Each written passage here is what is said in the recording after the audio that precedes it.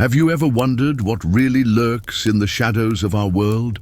What lurks in the deepest forests, in the most isolated mountains, away from human eyes? What would you do if the creature you fear the most, the one in the horror tales, was real?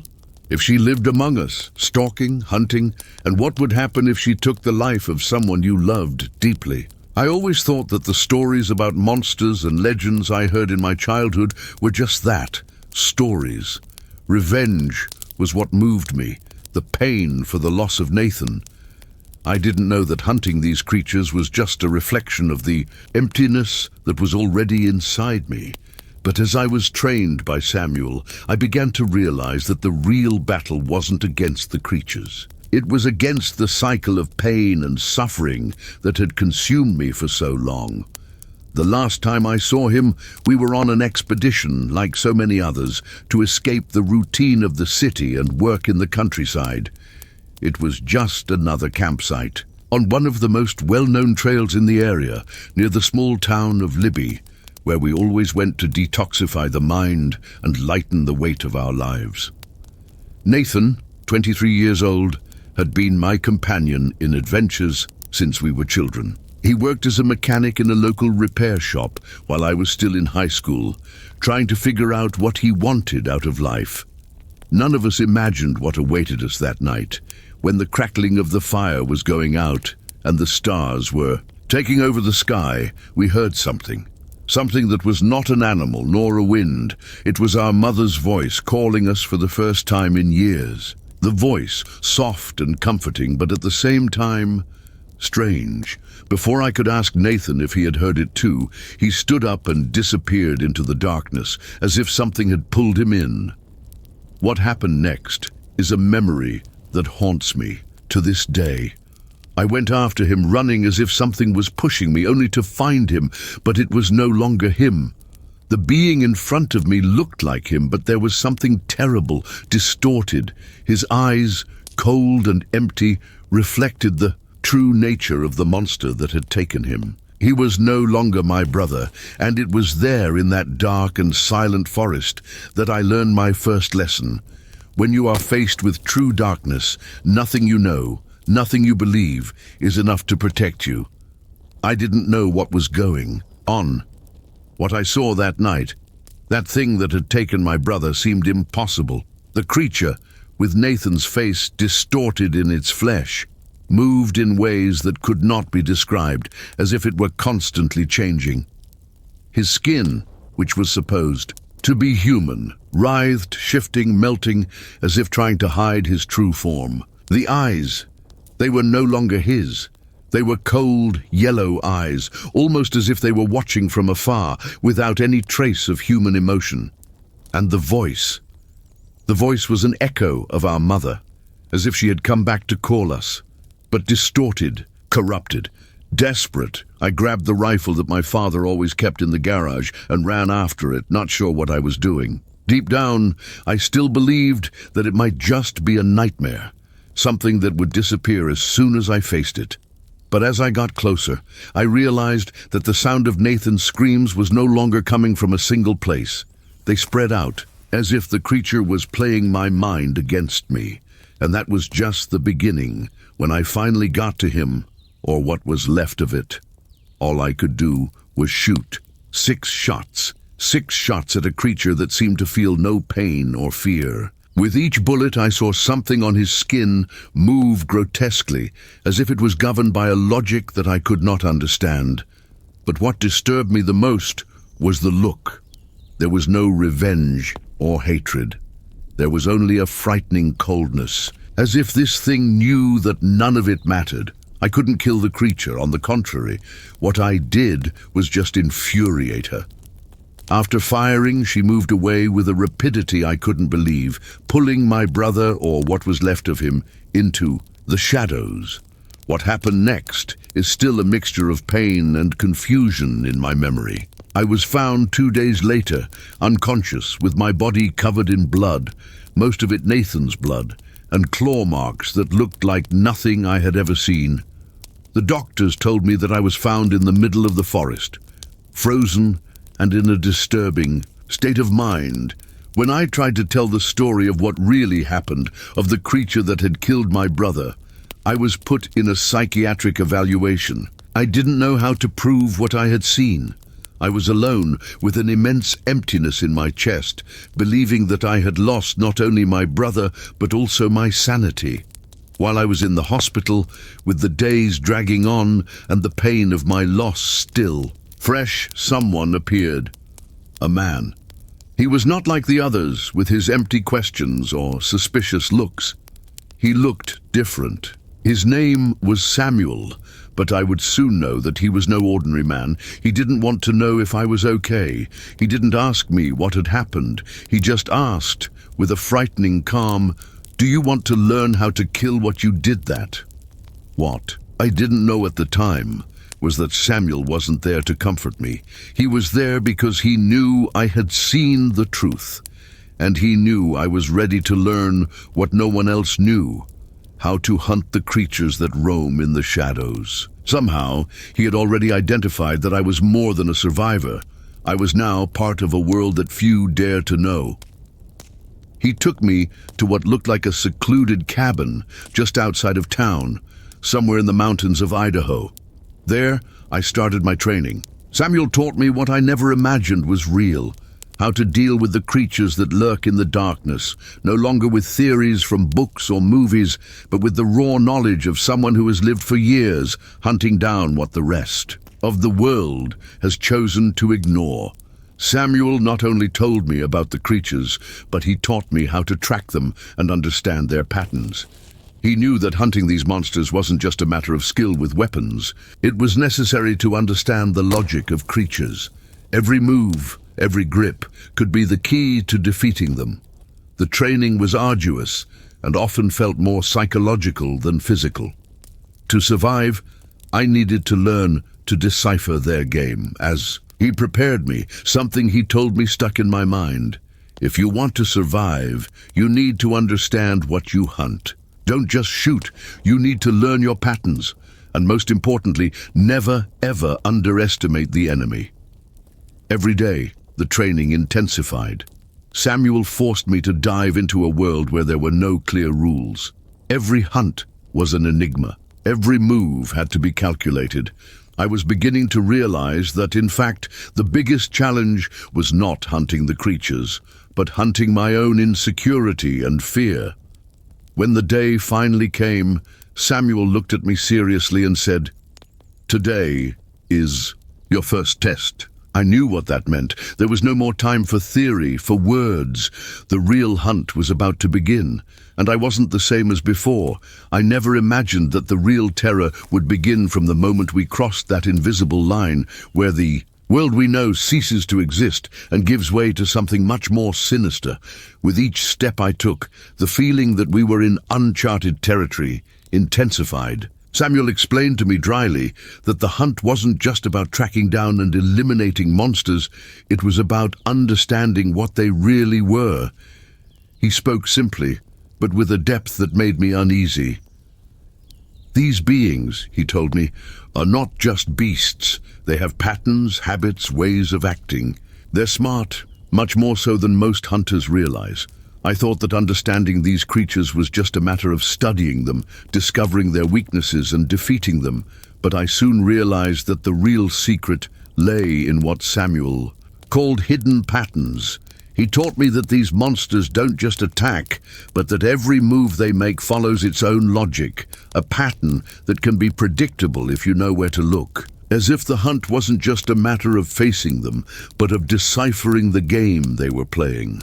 And there, at that moment, the mystery began to take shape. As we tracked the signals, I realized something wasn't right. It wasn't just the brute force of the creature we were facing.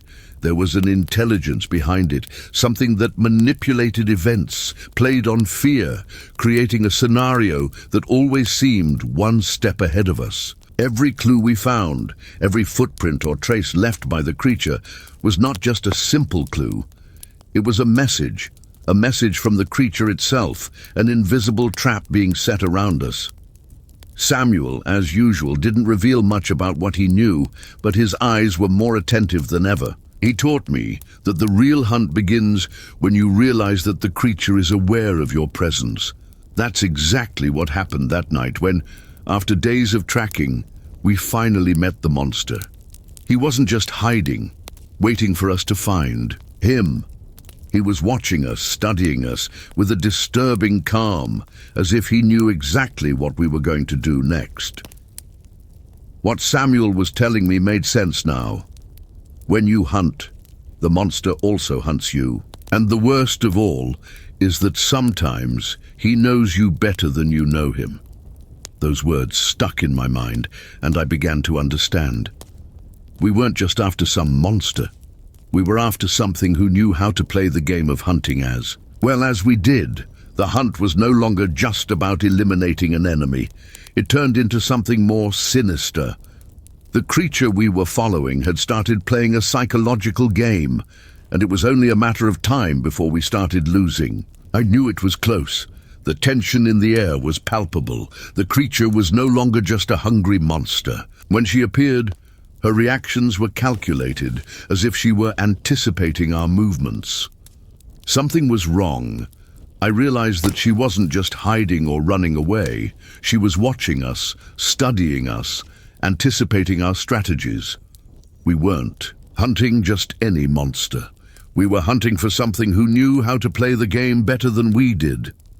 Samuel looked at me earnestly, as if testing me, and said in a grave tone, "Now, it's all or nothing. This is the moment that separates the hunters from the dead." I was ready, or at least he thought he was, but the truth is that at that moment a deep doubt invaded me, not about what I was hunting, but about what I was really becoming. We were about to get into a direct confrontation with the creature, but something inside me felt that the greatest enemy was not the monster. The greatest enemy was what we ourselves were becoming as we engaged in this game of darkness. The hunt that followed would be the greatest test of all the lessons Samuel taught me, but I didn't know yet how much what would come next would change everything. I was about to face something much deeper and darker than I could have ever imagined when I finally realized that the real hunt was not against the creature in front of me, but against the emptiness and pain that consumed me. Something changed. Each hunt, each battle, was not just against a physical monster, but against the cycle of suffering that we carried within us.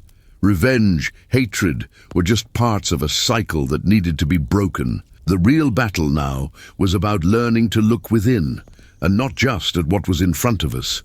Thus, as we approached the creature, the question that did not want to be silent became more and more urgent. How far would I be willing to go to complete this hunt? I knew that the answer would be revealed right there in the dark shadows that surrounded us. And then, just when we least expected it, something unexpected happened. The creature, instead of running away, turned to confront us in a way we could never have predicted. At the moment we least expected it, the real hunt, the one that would challenge us to our limits, began. The confrontation with the creature was more challenging than anything I had ever faced. It wasn't just the monster I'd expected to encounter. Something even more sinister and clever was at play. Every move we made seemed to be anticipated, as if the creature already knew exactly what we were going to do next.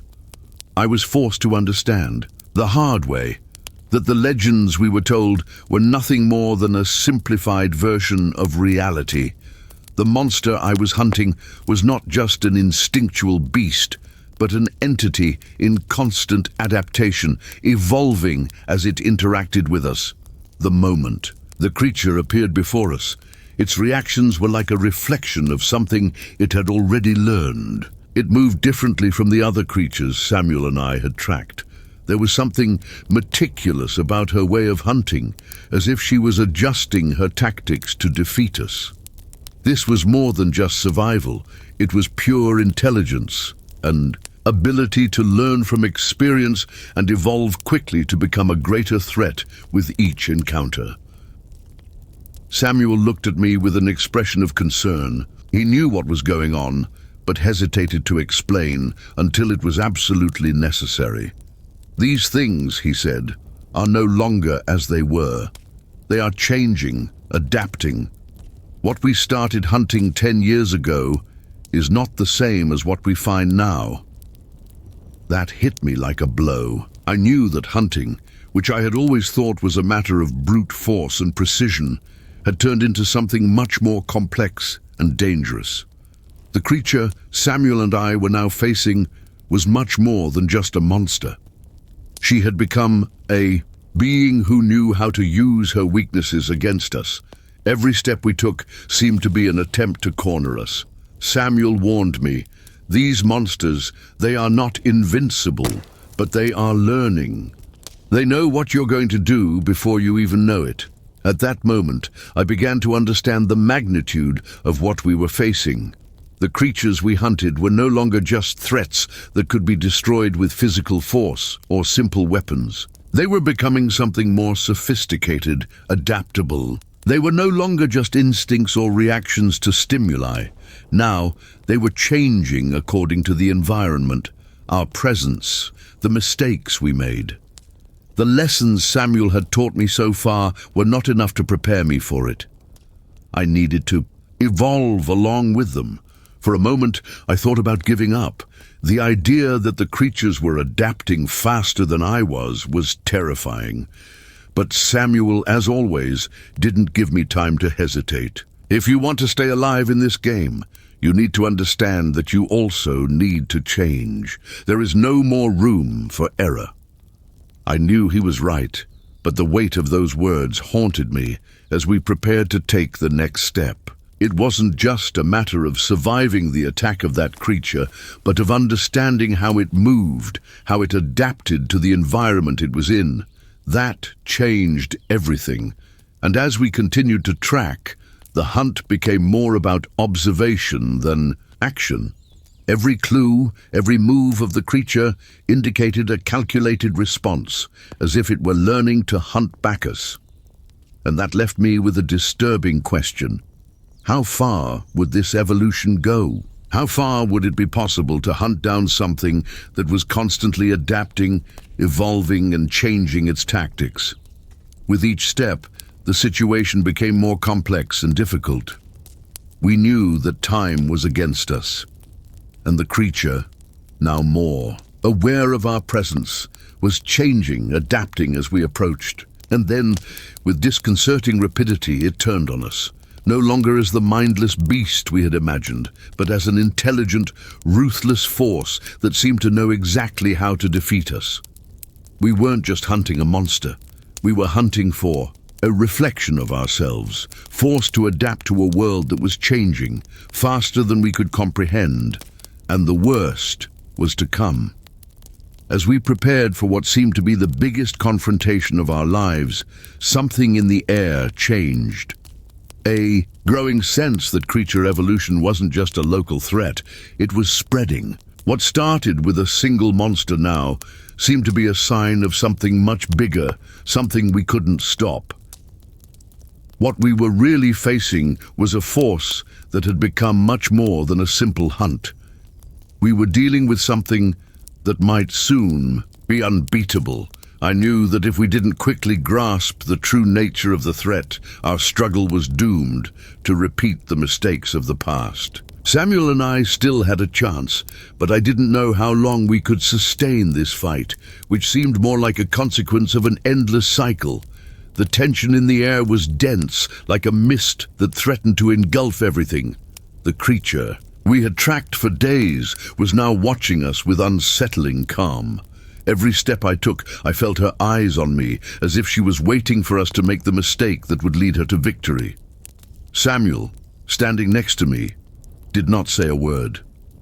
He knew what was coming. I knew it too, but there was something inside me that told me that nothing would prepare us for what we were about to face. The creature moved with surprising agility. Every move was precise, calculated. He was no longer just a hungry beast. It was a force that thought, that anticipated, and no matter how hard we tried, it seemed to be one step ahead. Samuel, with his gaze fixed on the creature, made a subtle gesture, indicating that it was time to act. He didn't need to talk. I knew what he wanted from me, and there was no more time for hesitation. In one swift motion, I drew my weapon and ran toward the creature. But before I could get close enough to shoot, it disappeared into the shadows with frightening speed. It was a simple but effective trick. She was manipulating us, playing with us, as if we were in a chess game and she was the experienced player. Samuel yelled at me to move away, but it was too late. The creature, which had once seemed distant, appeared right in front of me, its yellow eyes glowing in the dark. The mouth, which had mimicked my mother's voice, opened into a distorted smile, revealing teeth sharp as blades. Before I could react, she jumped up, hitting me with brutal force. The impact made me lose my balance, and I fell to the ground, feeling the weight of the creature on me. With each movement, she tried to immobilize me, as if she wanted to destroy me from the inside. However, something has changed. A growing anger, fueled by the loss of my brother and the pain of the confrontation, spread through my veins. I knew that if I didn't react quickly, that creature would not only kill me, but also destroy everything I had fought to protect. With a burst of strength, I managed to disengage from the creature and quickly stood up. The air around me seemed to vibrate with the intensity of the fighting as Samuel approached, firing accurately. He didn't miss a shot, but the creature, as always, adapted. Each bullet seemed to only irritate her, without causing the definitive damage we needed to defeat her. "She's not like the others. We can't defeat her with brute force," Samuel shouted, his voice full of urgency. "She's learning from every move we make. We need something more." Those words hit me like a punch in the stomach. The fight was not just physical. It was a psychological battle, a mental war. We, as hunters, needed to go beyond what we knew. We needed to understand what made that creature tick, how it thought, so we could overcome it. I took a deep breath, trying to control the adrenaline that was taking me. I looked at Samuel, who gave me an affirmative nod, and with that, the hunt took a new turn. I was no longer just trying to defeat her. Now my goal was to destabilize her, to make her make mistakes. The creature launched itself towards me again, but this time I was faster. In a sudden movement, I threw a salt bait that Samuel had given me. She hesitated, her eyes shining with confusion, and it was at that moment that I saw the flaw, a loophole in her strategy. I took the opportunity and fired, hitting her squarely in the chest. She screamed, but instead of retreating, she advanced even more furiously, proving that even wounded, she was far from defeated. What came next was a huge confrontation, where every second seemed like an eternity. I was sweaty, exhausted, but with a renewed clarity in my mind. The hunt was far from over, but now the real battle was no longer in defeating the creature in front of us, but in understanding what it represented. She was not just a physical threat, but a manifestation of the emptiness that was growing inside me, and perhaps, too, within all of us, as a reflection of our own unresolved weaknesses. With every second, the fight intensified, and he knew that the monster wasn't going to stop anytime soon. But with the gun in my hands and the determination stronger than ever, I prepared myself for what was to come. The real test was just beginning, and what I'd learned so far seemed like just the tip of the iceberg. However, the question that hovered in my mind was simple. How much more could we endure before the darkness swallowed us completely? The creature, now wounded, did not retreat. Her every move was more desperate, more furious, as if she were trying to remember everything she had already learned, as if every failure was an opportunity to improve, to reinvent herself, to become more lethal. I knew that the fight would not be easy, but I did not imagine how far it would go. It was evolving before my eyes, like a shadow that learns to adapt to the light. With each mistake we made, she adjusted her strategy, and we got closer to making the last mistake. Samuel and I, exhausted, no longer moved as before. Our bodies were scarred by the scars of battle, and fatigue prevented us from acting with the same agility as before.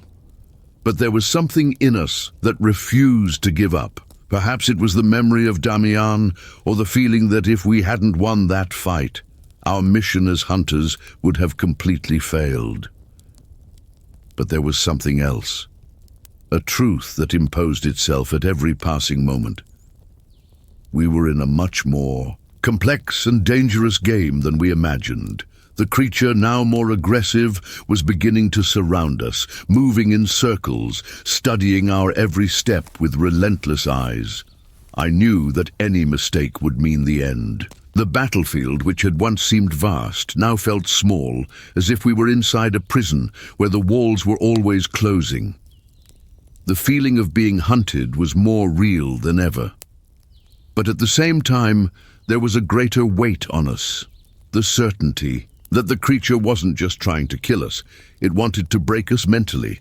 Samuel, who had remained silent until then, looked at me with an expression of regret. "It's not just the physical fight," he said, his voice deep. "The biggest enemy we face is the wear and tear of our mind. When you start doubting yourself, that's when you lose." I felt the truth of Samuel's words. It was as if, as the fight dragged on, my confidence began to waver. The creature wasn't just attacking our bodies. She was trying to destabilize our minds, forcing us to question our own limits, our abilities, even our reason for fighting. When creatures like this get into your head, they do much more than physically destroy. They destroy the part of you that keeps you going. Suddenly, with a deafening roar, the creature launched itself again. In a desperate move, I managed to dodge in time, but Samuel was not so lucky. The creature grabbed him with impressive force, its claws penetrating his clothes and tearing his skin with brutal ease. I saw the blood spread, but there was no time to hesitate. Anger consumed me. My mind was filled with images. Damian's grief, the fury at loss, the fear of losing someone else. And it was with this rage that I threw myself into battle, determined not to let Samuel be the next victim of that creature. Each shot seemed useless, the bullets ricocheting without causing the desired effect. That's when Samuel, with a strength I didn't know he still possessed, made a bold move, managing to momentarily deflect the creature from his attack. He looked at me, wounded, but with a determined look. "End it now," he shouted. "It will not stop until it is destroyed." It was then that the true essence of the struggle revealed itself to me. It wasn't about the monster or about physical strength. It was about resistance, about not allowing fear, weariness, and doubt to take over me. With renewed clarity, I understood that the real battle was not against the creature, but against the inner wear and tear that was eating away at us, against our ability to move forward when all seemed lost. With the last of my efforts, I threw a load of salt straight at the creature, and finally an agonizing scream resounded through the forest. The creature staggered, its twisted form beginning to crumble as if it was losing the fight against what it had become. But before I could celebrate, a thought darkened my mind. The fight was far from over. We had not won that battle. We barely survived it, and something told me that this temporary victory was just the beginning of a far greater evil. The creature, now visibly weakened, did not give up. However, a strange feeling came over me, a feeling that this confrontation would not be the last. Whatever was behind that creature, behind the transformation and adaptation, was just beginning to show its true power. Samuel looked at me and, with a heavy sigh, said what I already feared to hear. "This is not over. You notice, don't you? What we hunt here is not everything. We're dealing with something much bigger." Fear was heavy in the air, thicker than ever. Every step we took in the shadows of the forest seemed to take us further away from safety and closer to something much bigger, something we could barely understand. The anxiety had turned into a constant pressure on my shoulders, making it hard to breathe, hard to think. Samuel and I knew what was to come next. There was no turning back.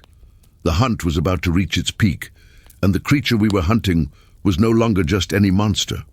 It had turned into something much more complex, much more dangerous. Something that was as immersed in the hunting game as we were. When we finally arrived at the place where the creature was supposed to be, a sense of inevitability came over me. The forest, once silent, now seemed to pulsate with an energy of its own, as if the environment itself was watching us. The branches of the trees swayed with an ominous sound, and the winds, strong and sharp, hissed between the leaves as if nature were preparing for the coming confrontation. I could feel the creature's presence, its icy aura surrounding us at every turn. Suddenly a shadow moved in front of us, and before we could react, it was upon us. The creature, even more deformed and aggressive, emerged from the darkness with indescribable speed. His eyes, now completely empty, shone with insatiable malice.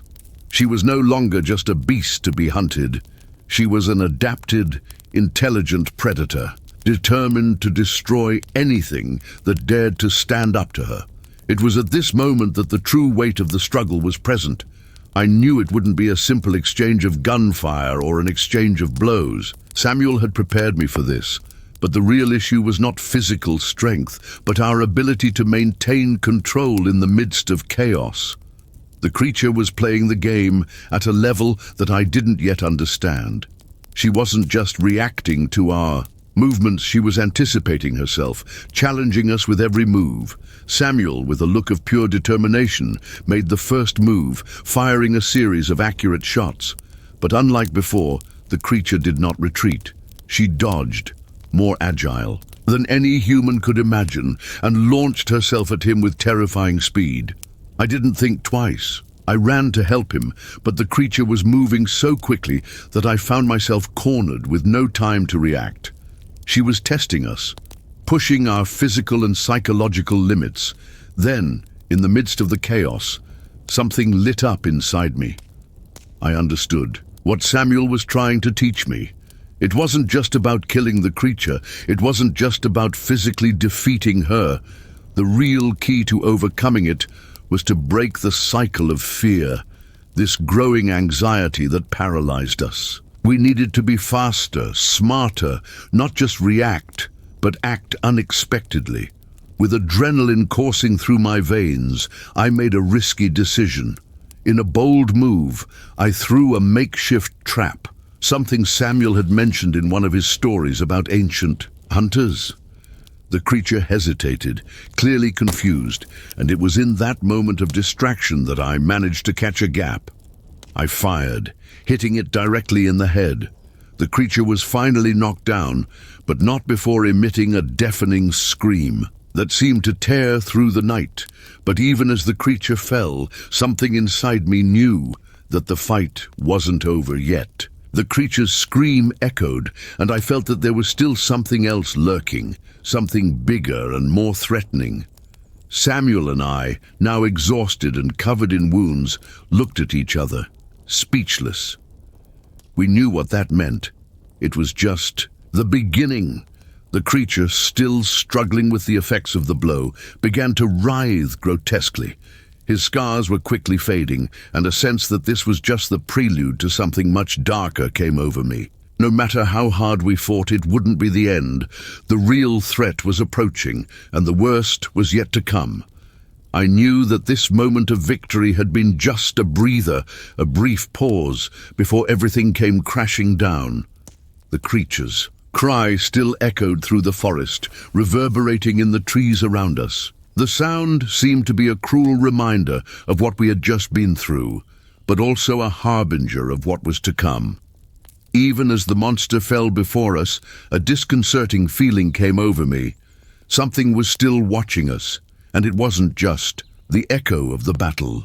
The The darkness around it seemed denser, more threatening. The fear, now much deeper, was stronger than any other feeling I had faced up to that moment. It was as if the struggle for survival had turned into a struggle against something bigger than ourselves. The smell of blood, the sound of the leaves under our feet, and the constant feeling of being watched made everything even heavier. I looked at Samuel, who was breathing hard. His clothes were torn, and he looked exhausted. But his eyes, despite the pain, were still focused, as if he knew that the greatest challenge was still ahead of us. He didn't say anything to me, but I could see deep into his eyes that the sensation I felt was the same.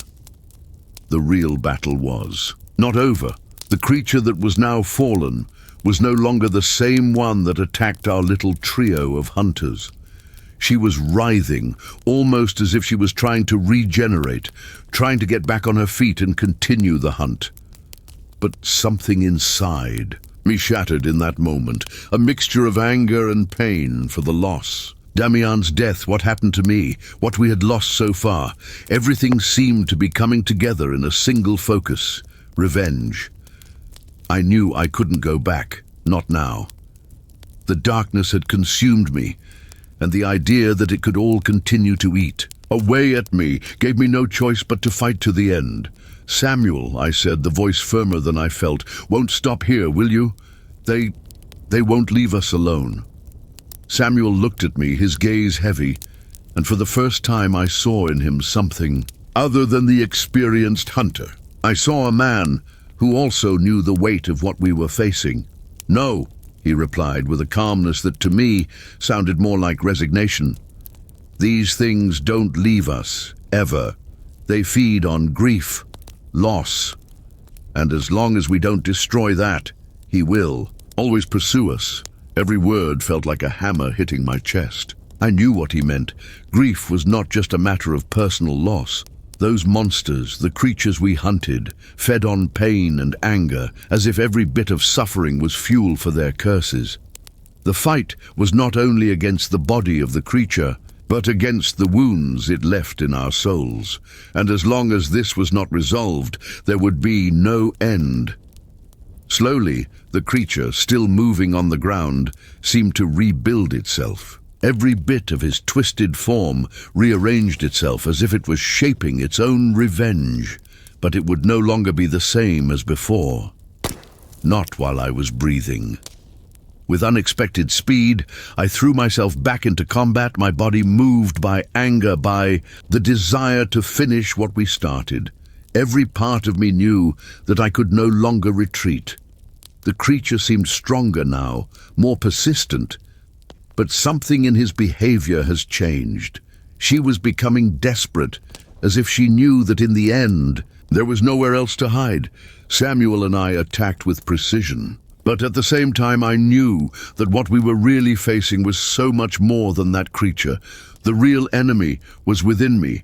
Each shot, each blow was motivated by something deeper, the need for revenge, to make real what we had lost. Deep down, I knew that revenge wouldn't bring back what had been ripped from me, but that didn't seem to matter anymore. The pain, the mourning had turned into something more ferocious. And I knew, as Samuel had said, that the real fight was not against a physical monster, but against the void he had left behind, something that no one could heal. But as the creature fell, its body disintegrating into a mass of shadows, something moved deep within the shadows. Something much bigger, the feeling that there was still more to be faced, that the revenge I was seeking would not end with the death of this creature, was overwhelming. What was approaching from the depths of the night was something I still didn't fully understand. A new, darker threat was about to be revealed, and the real battle was just beginning. Grief and revenge had prepared me for this, but what would come next would force us to go beyond anything we have ever faced. The weight of the battle began to reflect on us. Every breath was an effort, and the scars of the struggle, both physical and emotional, weighed more than I had imagined. The creature, now defeated, slowly disintegrated, leaving behind only the feeling of emptiness, as if the very air around us had lost its substance. The darkness of the forest, which once seemed like a battlefield, now seemed only a gloomy and lifeless place, as if even nature itself had lost the strength to continue. The sound of leaves moving in the wind, which had previously been laden with tension, now seemed muffled, distant. The fight finally seemed to have come to an end, but strangely, it did not bring the expected relief. I looked at Samuel, who, like me, was exhausted, his body scarred and covered in blood. His eyes, once sharp and unforgiving, now seemed blurred, as if he was processing the same sense of loss that I felt, but more quietly. He was silent, without the harsh and confident words that usually guided us. This bothered me because I knew that something much more sinister still awaited us. No matter what we did or how strong we were, the weight of struggle and loss had already marked us forever. "The fight may be over, but what does that mean?" I asked him, my voice breaking the silence that enveloped us. Samuel looked at me, his expression distant. He seemed distant, as if he was trying to understand the same question. "It doesn't mean anything yet," he replied, with a calmness bordering on hopelessness. "You saw what she did, how she adapted, and there's more, much more. What we faced was not even half of what is to come."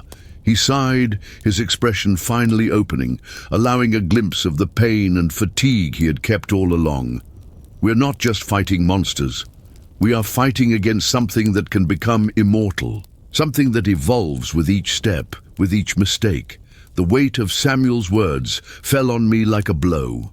Up until that point, everything I had done, all the hunting, all the fighting, every bit of pain and sacrifice seemed to have been just preparation for a larger, much more complex challenge. There was no end to it. The creature that had fallen before us was not the last. She was just a piece in a puzzle that we didn't yet understand. And now, with the grief and anger driving me, what was left for us was to move on. But where exactly? What would come next? Silence settled between us as we tried to regain our strength, and as I looked out over the dark forest in front of us, I realized that the world was no longer the same.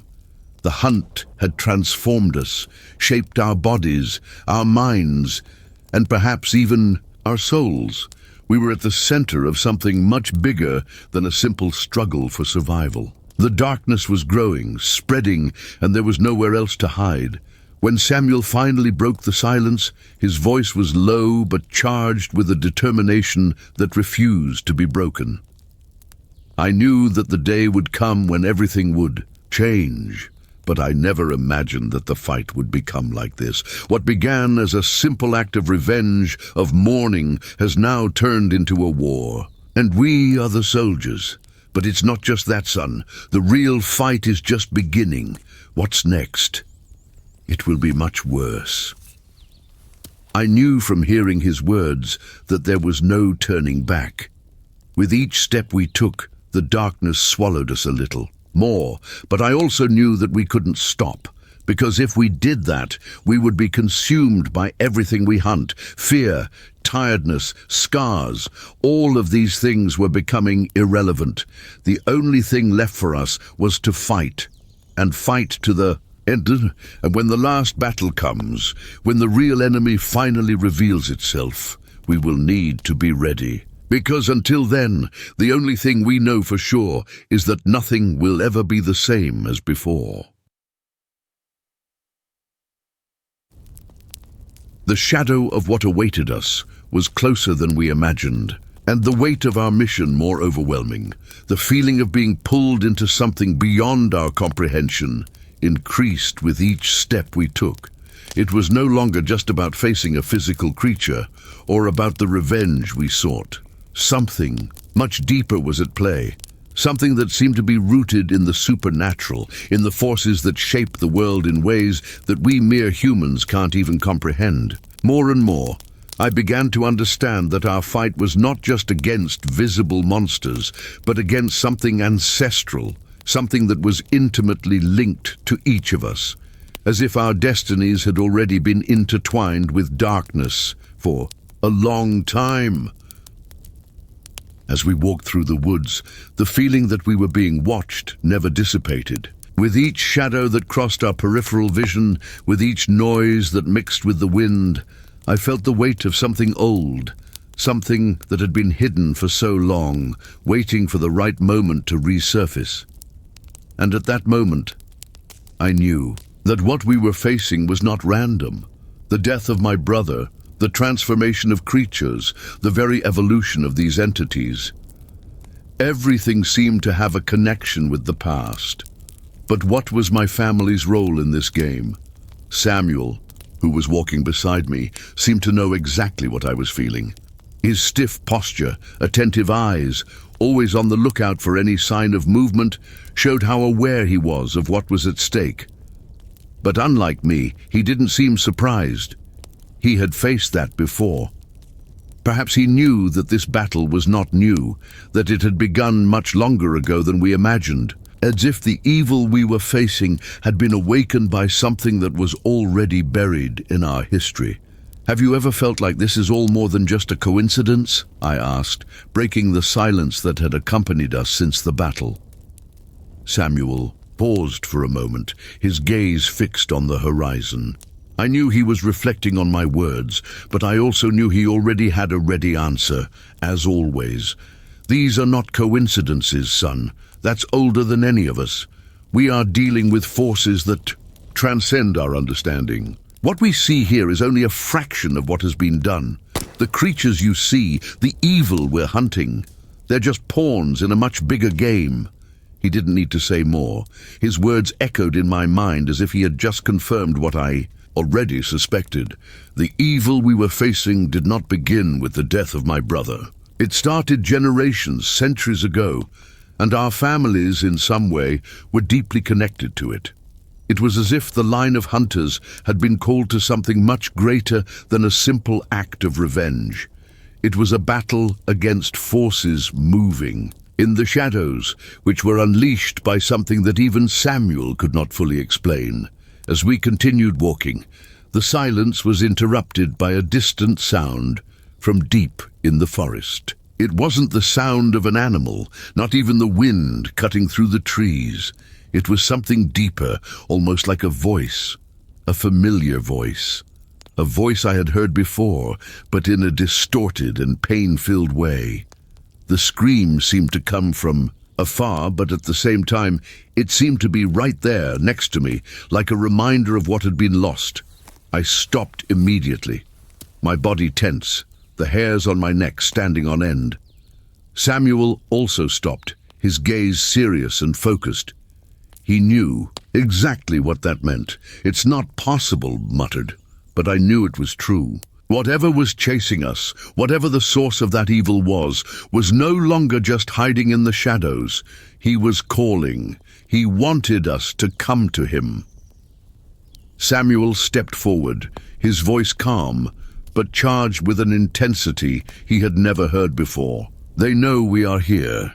They are calling us for the final confrontation, but we cannot go without understanding everything that is at stake. The answers we seek are buried in the past. What you've lost, what I've lost, this is all interconnected with what we are facing now." The sound of the distorted voice continued, but now, closer. The darkness seemed to intensify, and the sense that the past and present were merging became overwhelming. I knew that this was not only a sign that the fight was coming to an end, but that we were somehow pieces on a much larger board. Whatever the next phase of this war was, it would not just be a battle of strength. It would be a struggle to understand the past, to confront the choices our families have made, and to discover what really connects us to this ancient evil. Because the truth now seemed clear. What was behind it all was not just a monster. It was something our bloodline had nurtured without even knowing it for generations. The darkness became more and more impenetrable, and I knew that the moment of truth was coming. The connection between the supernatural and our past was unfolding before us. and the only thing I knew for sure was that nothing would ever be the same.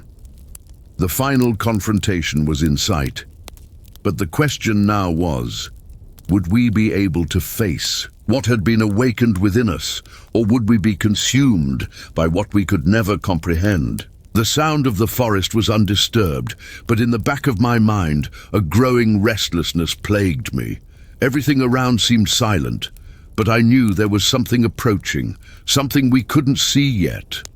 But it was there, in the shadows. The fight against the creatures, the desire for revenge for Damien's death, everything seemed to be a preparation for what really mattered. The physical battle was behind us, and what was unfolding in front of us was much more than a simple Hunter. Samuel, as always, led the way. He seemed to understand more about what was going on than I did, but he didn't give me many answers. We were walking through a territory that, for me, was still unknown. However, there was something about his behavior, something about the way he moved, that told me that he knew what was coming, or at least he was closer to understanding it than I was. "Samuel," I asked finally, breaking the silence, "what are we really facing? It's not just about hunting monsters, is it? That's bigger than that, I feel." He paused for a moment before looking at me with a serious but calm expression. "Yes," he said, his voice low and grave, as if he were preparing to reveal something important. "We're not just hunting for what comes up. We're hunting down what's behind it, which brought you here, which brought us all together." His words were loaded with something that I couldn't fully process at that moment, as if everything I knew about hunting and surviving was about to be challenged. We weren't just monster hunters. There was something else, something that connected to our own history, to our pasts, and to the reason why we were doing what we were doing. He continued, without looking at me, as if he were talking to himself. "The creatures are not just random. They don't appear out of nowhere. They have a purpose, a cycle, which repeats itself. This has to do with something you don't realize yet. What happened to your brother? What happened to you? All of this is part of the same cycle." I knew he was referring to Damien, but what exactly did he mean by cycle? What did this have to do with me, with our lineage? All I knew was that my quest for revenge was turning into something bigger, something that neither I nor Samuel could fully understand. "You need to understand one thing, son," Samuel said, now firmer. "I began to understand that the fight wasn't just against the creatures. I was against a cycle that already existed before us, before my family. Nathan's death, the pain that consumed me, the transformation of creatures, all of these were part of something much bigger, something that our families had unknowingly nurtured. We were hunting shadows, but they were connected to our own past, to our own choices." He then stopped to look at me. His eyes were more intense now, and for the first time I saw a touch of grief. "You need to learn to see more than the flesh of creatures, more than the traces they leave. You need to see what's below that, what's really at stake here." He was right, and something inside me began to make sense. Everything we had done so far, the hunts, the pain, the losses, were not just parts of an isolated war. They were linked to something much bigger, to a series of events that began long before us. The cycle of suffering, the cycle of hunting, was being perpetuated, and I was a part of it. What Samuel wanted me to understand was that fighting wasn't just about defeating monsters. It was about breaking the cycle, understanding where it came from, and how our choices continued to fuel it. He wasn't directly telling me what to do, but his words were an important reminder. The real battle was not just against what lay ahead of us, but against what had already been planted long ago in the shadows of our family's history. I looked at him, feeling a growing clarity. "So what do we do now? How do we break this cycle?" Samuel looked out over the dark forest in front of us, where the light was beginning to fail. "Now you need to decide, because to break this cycle, you will need more than strength or hatred. You're going to need to understand what brought us here, what connects us to these creatures. And if you really want to end it, you're going to have to learn more than hunting. Samuel's words were etched in my mind as we went on in silence. I didn't know how it all fit together, but one thing was clear. The hunt we were about to face wasn't just going to be a physical fight. It would be a mental battle, a war for our own understanding of what we were trying to destroy. As we walked, the feeling that we were about to face the real challenge began to take over me. Whatever was waiting for us, knowing what was behind it all would be our only chance. The next step, I knew, would be the biggest test of all, and not just as a hunter, but as someone capable of learning from the past to prevent the future. After all the battles, all the losses, and all the moments of doubt, the question remained: what does it really mean to hunt evil? As much as the fire of revenge burned inside, me and the desire for justice led me to cross every dark path. I finally realized that hunting was not just about destroying what was seen on the surface. Every creature we faced, every shadow we chased, was a reflection of something much bigger and much deeper. It was not a war against monsters. It was a struggle against the very cycle of pain and suffering that had been fueled for generations. The truth was uncomfortable. All the while, he thought that what he was looking for was revenge for Damian's death. But now, he understood that the real enemy was not just the creature in front of us, but the system that allowed his existence, the cycle that was never broken. Evil was not only spread in bodies, but in minds, in souls, in choices, and in the way humanity dealt with its shadows. Every time we hunted, we were feeding an invisible monster, something that was renewed with each act of violence, with each mistake we committed. The war against the creatures was just one layer of something much more complex. Throughout my journey, I was forced to confront not only the monsters, but my own relationship with pain and loss. The choices we have made throughout life, the wounds we carry, become part of the cycle. Revenge and anger, as much as they motivate us, are not solutions. They are only fuel for the fire, which ultimately consumes us in the same way that it consumes those we persecute. And so, each hunter who sets out in search of justice, each being who faces his own battles, needs to understand that, before hunting evil in others, it is necessary to face the evil within himself.